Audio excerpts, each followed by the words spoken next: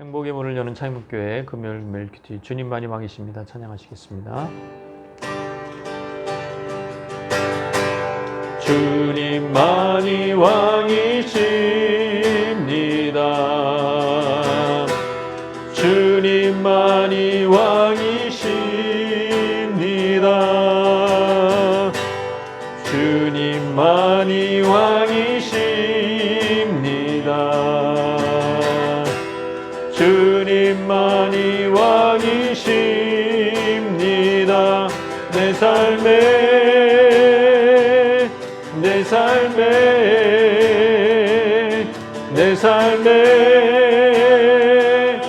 내 삶에 모든 이름 위에 뛰어나신 이름 왕의 왕 예수께 엎드려 경배해. 모든 이름 위에 뛰어나신 이름 왕의 왕 예수께 손들고 경배.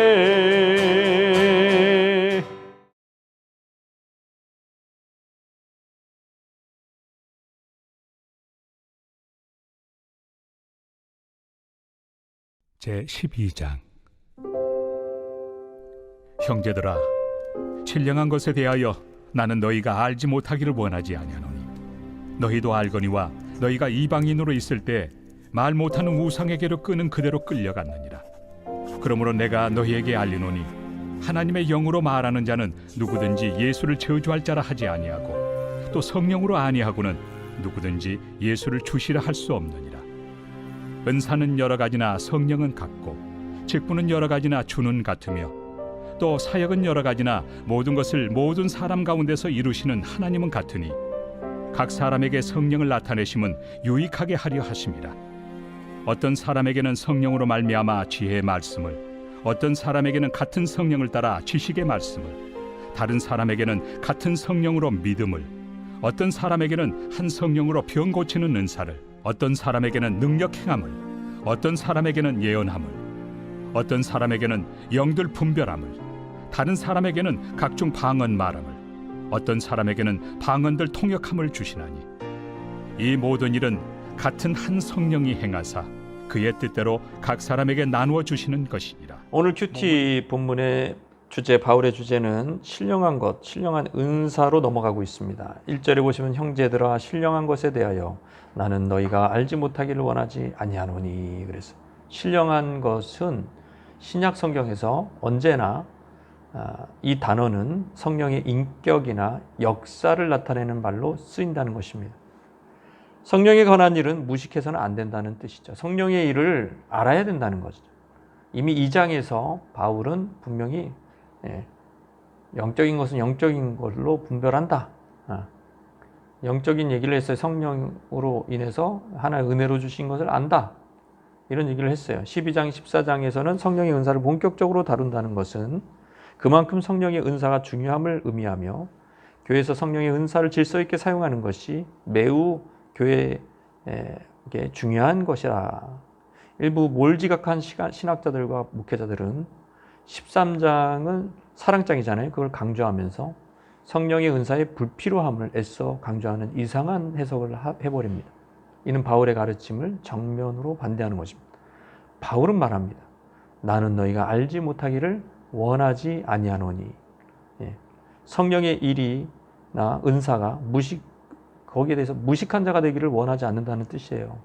왜냐하면 지금 고린도 성도들은 과거 믿기 전 우상에게 이끌려 살았던 때와 같지 않기 때문에. 그러므로 내가 너에게 말하니 하나님의 영으로 말하는 자는 누구든지 예수를 저주할 자라 하지 아니하고 또 성령으로 아니하고는 누구든지 예수를 주시라 할 수 없다.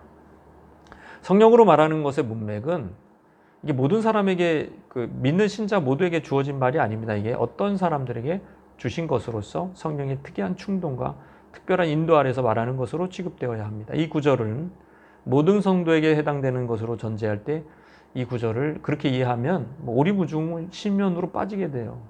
이게 무슨 내용이야 이게.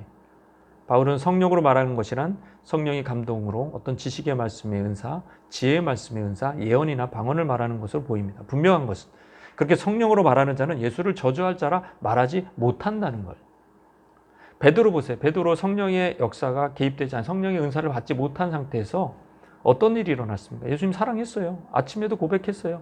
아니 저녁에도 고백했고 2시간 전에도 고백했습니다. 예수님 사랑하고 내가 예수님 죽기까지 따르겠다고 해놓고서 2시간 후에 저주할 자라 그랬죠.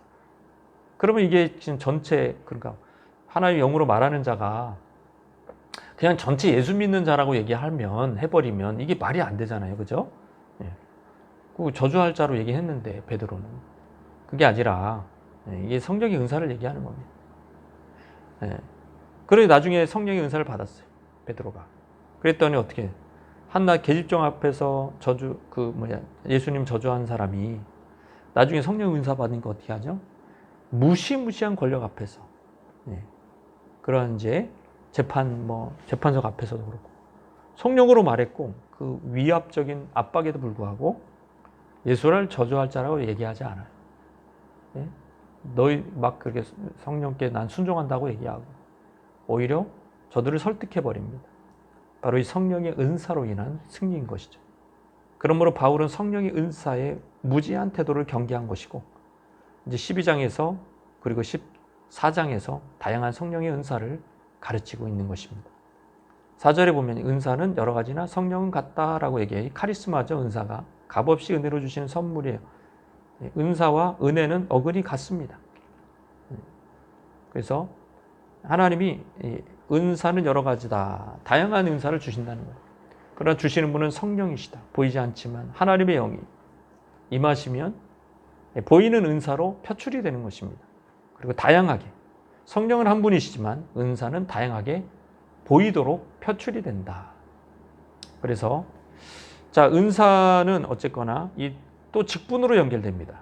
은사가 직분을 낳는 거예요. 직분은 또 사역을 낳는 것이고 직분에 해당하는 15절에 이 디아코니아 봉사하는 행위입니다.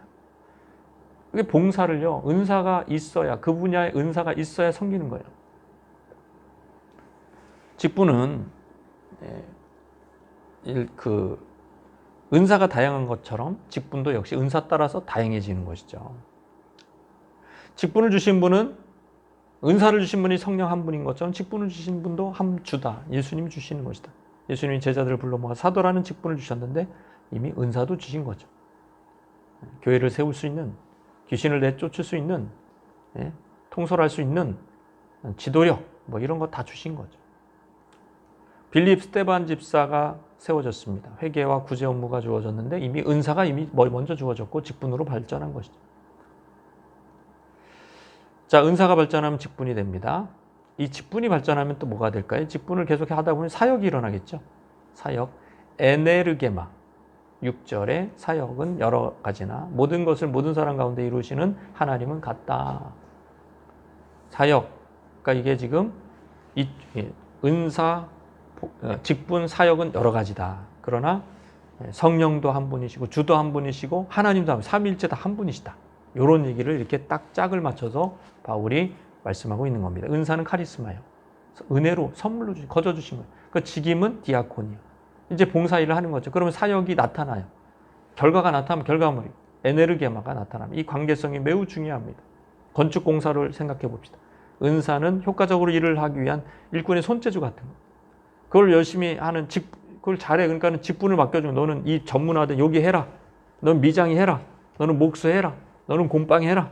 너는 레미콘 기사 해라. 그래가지고 해서 담당을 했어요. 사역이 나타났어. 건축물이 완성이 되는 거죠. 자, 이렇게 교회는 이런 식으로 세워지는 것이다. 아니 베드로가 교회를 세웠는데 바울이 교회에 세웠는데 은사가 없어. 어떻게 세웠냐고요. 못 세워요 그렇게 하면. 베드로가 여러분 은사 없는 베드로 상상할 수 있습니까? 은사 없는 바울 상상할 수 있냐고요. 은사 없는 스데반 상상할 수 없어요 여러분.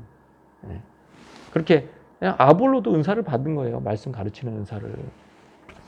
은사의 결을 따라서 직분이 세워지고 직분의 결을 따라 사역이 나타나는 거예요. 사람의 그런 사역자를 세울 때는 직분자를 세울 때는 은사가 그만큼 중요하단 말이죠. 하루 고려하지 않고 은사를 세워버리면 난리가 나는 거예요. 그것 때문에 다툼이 일어나고 직분자들이 싸우는 이유가 은사를 고려하지 않기 때문이다. 7절에 각 사람에게 성령을 나타내심은 유익하게 하려 함이라. 유익하게 하려 하는 거죠.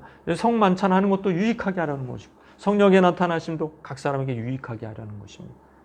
나타나심은 밝히 드러내는 성령이 밝히 드러나는 뭐 어떻게 드러날까요?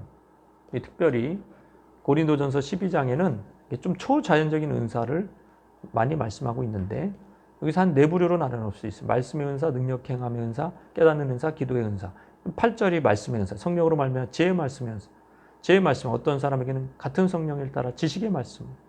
지혜와 지식, 둘 다 말씀이라는 거죠. 많은 지식을 안다고 지혜로운 것은 아닙니다. 솔로몬의 지혜 생각하면 되잖아요. 그 상황에서. 그죠? 그 지혜가 있으니까. 지혜 말이 나가니까 이 거짓된 엄마와 참 엄마를 구분할 수가 있었던 것이죠. 요셉에게 지혜 은사가 임하니까 7년 흉년을 잘 대비할 수 있었던 것이죠. 지혜로운 사람은 문제를 처리합니다. 지혜의 말씀이 은사가 없는 사람은 문제를 만들어요.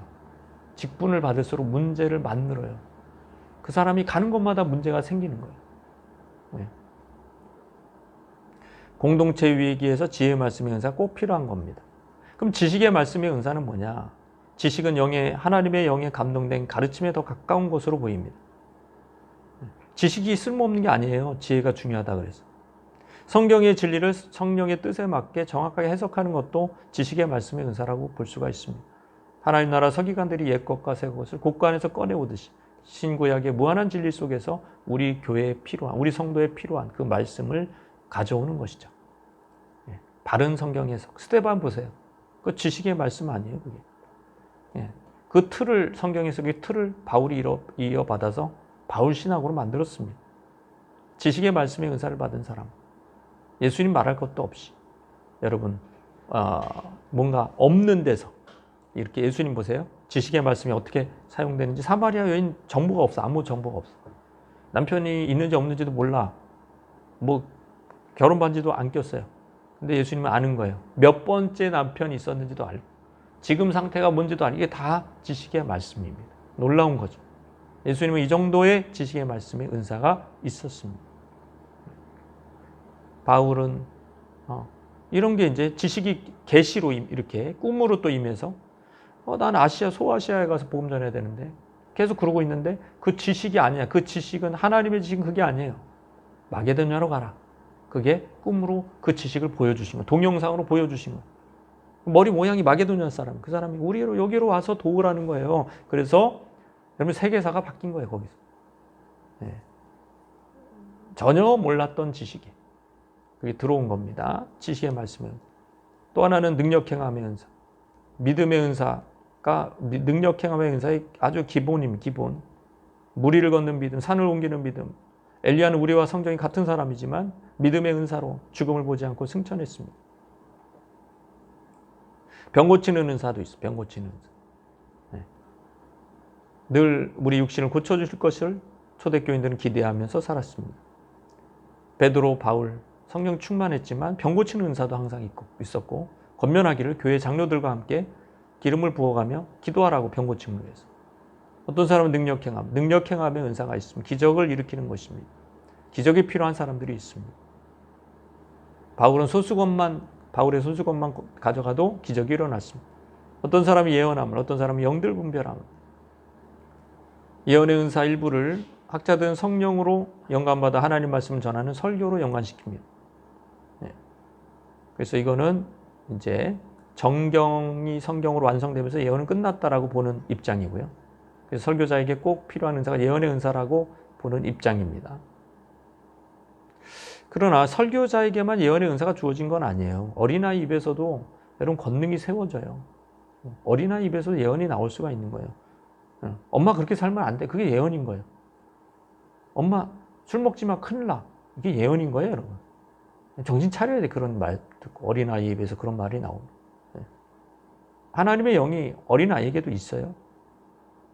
하나님의 영이 있는데 왜 은사를 제한해요? 성령이 은사인데. 자기가 뭔데 제한해요? 성령이 나타나심인데. 성령이 결정하는 거예요, 그거는. 성령이 주권자니까. 우리가 결정하는 게 아니에요. 신학자가 결정하는 게 아닙니다. 그죠? 예언의 주권자가 누군데? 그죠? 그거는 성령이 발현하는 거예요. 나타나는 거. 성령이 나타나는 건데 왜 우리가 막 예언은 이미 끝났고 방언도 끝났고 이걸 왜 우리가 결정해? 성령이 하신 성령의 나타나심이라니까요. 성령이 나타나심. 그래서 빌립 집사 내 딸도 예언했어요. 예언의 은사 받아서. 그리고 디모데 같은 목회 선지자에서 예언을 사모하라고 했습니다. 예언을 멸시하지 말라고 했습니다. 지금은 예언을 멸시하는 시대죠. 그러니까 여러분 성도들이 이유도 알 수 없는 봉변을 많이 당해요. 한치 앞을 못 봐요. 그리고 그 길로 가다가 멸망을 당하는 일이 얼마나 많습니까? 영들 분별함의 은사입니다. 영은 그냥 영이 아닙니다. 영들이니까 이거는 성령을 얘기하는 게 아닙니다.